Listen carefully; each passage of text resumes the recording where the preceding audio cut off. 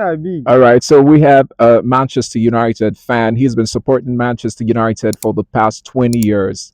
I tell you, this guy knows virtually everything about Manchester United. He has been to Old Trafford a couple of times and back to Nigeria here. Hey, Dan, what's up with you, bro? I'm good. Nice having you. Good to have you on Soca Good Street to have you Voice.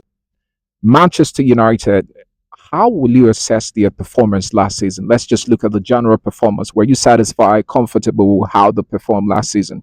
As a real and a diehard Man United fan, I was not satisfied, or I am not satisfied with their performances last season.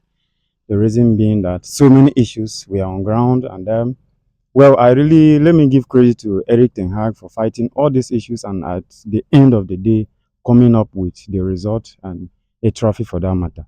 So, as a Man U fan, I'm not satisfied, and I've not been satisfied since the past years. But well, I will thank God for the gifts of Eric Ten Hag because he's trying to address so many issues as regarding Manchester United. You know, Man United has been suffering with the issue of a good football structure for the past years. Mhm. Since Sir Alex Ferguson retired, we lost so many people, and then the taking over of the Glazers. What happened is that these people, this set of people, I would say they have less understanding about football. They care about what is coming out of Manchester United as a big club. I know they have so many assets. Okay, okay. That's as you're saying that they're concerned about business, Yes. what is happening off pitch, and now what is happening on pitch. So they're making a whole lot of £1 million, but they are not concerned about what's happening on the pitch. That's what you're literally saying. Yeah, that's exactly what I'm saying, and that is exactly what I said. And I have my reasons to back that thing up. The reason being that, in the past few years, if you look at Manchester United businesses, yeah, it's not all about buying players with a lot of money. I know the money is still there, but are you getting these right players? The players you are buying, are they the right players? Are they the right choice? These players, do they suit the philosophy of the team manager? These are the good questions you should ask. You should analyze these players before you go for them. And now, if you are doing business, you do business as early as you can do, so that these players would stick together, and then you avoid the issue of panic buying. All right, Exactly sure. what they. Dan, let me just chip in a bit now. All You right. talk about the management. All right, so Manchester United have changed a lot of things in the management. They've got a new sporting director, Dan Ashworth. They have a new technical director. Director. They have a new assistant manager now.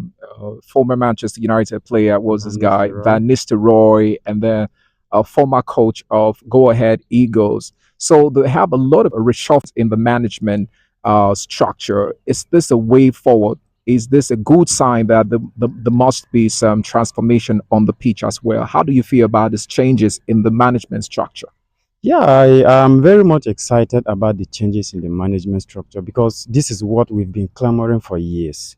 Manchester United has been operating without sporting director, football technical director for quite a long time. So that's one of the reasons I said those people don't care about what is happening on the pitch, but they care about the millions they are making outside the pitch. Football, the real assets, what brings about whatsoever you see is what is exactly happening at the pitch.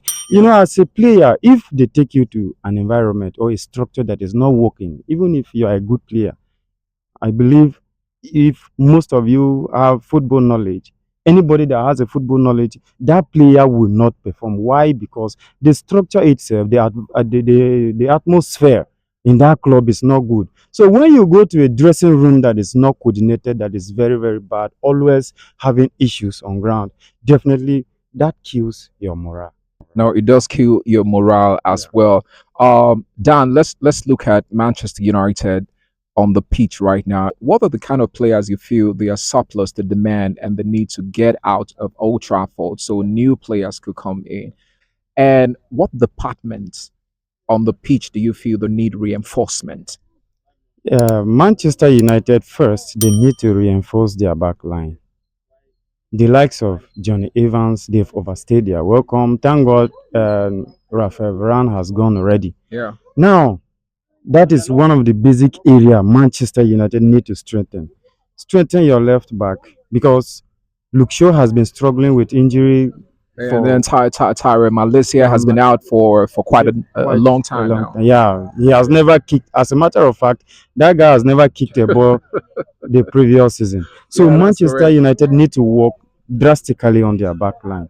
But now, if you look at what is happening on the pitch now in Manchester United, I we have expectation quite right. Well, for I myself, I see Manchester United challenging if they do the right recruitments.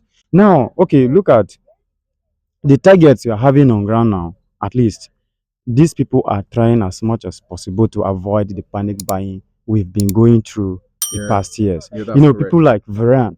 Yep, These are actually not people that does not need to play for Man U at the time they came for Manchester exactly, United. All exactly. these things are panic buying. You know, Casemiro for the another own way. Yeah, he's one of the best defensive midfielders in the history of football, quite right. Yeah, yeah. But at the time he He came, came, Manchester yeah. United did not actually need somebody like that. Yeah, we like his coordination and everything. But you look at his first season, he came, yeah, he performed very well. Now, the second season, injuries, he flopped. Let me keep it that way. But now we cannot blame him that much. Yeah. Why? Because the structure itself was not good. So now, with the structure on ground now, I definitely expect Manchester United performing better this coming season. Yeah, Well, I pushing just the want to structure. remind you, Dan has been supporting Manchester United for the past 25 years or thereabouts. So he knows virtually everything he's saying here. What's the target right now? Is it the Premier League or going back to the Champions League? Yeah, for now, I think going back to the Champions League is the major my own major expectation because I don't see them challenging for the Premier League right now because the rightful recruitment that we are supposed to make to strengthen all the areas we want to strengthen. You know, we have financial fair play issue by the Yeah, yeah, side, yeah, yeah. so we may not have.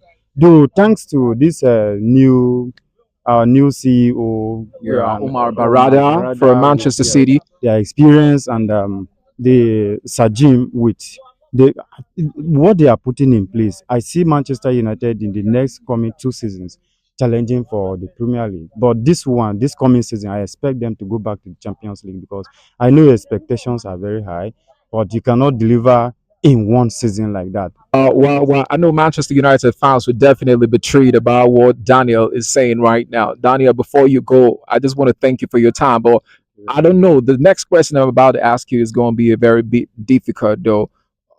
Can you just list the top four for me in Okay. order hierarchy from top to Okay. bottom? Yeah, yeah. That this my prediction.